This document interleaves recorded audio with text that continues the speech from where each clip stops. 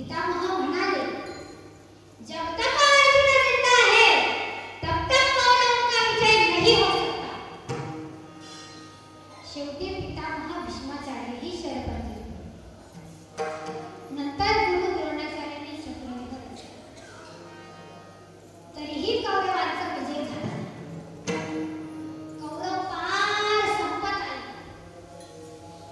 आता दुर्योधन माता गांधारीकडे गेला व म्हणाला, आई, विजयाचा आशीर्वाद दे.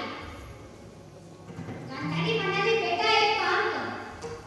स्नान करून माझ्यासमोर नग्न उभा राहा.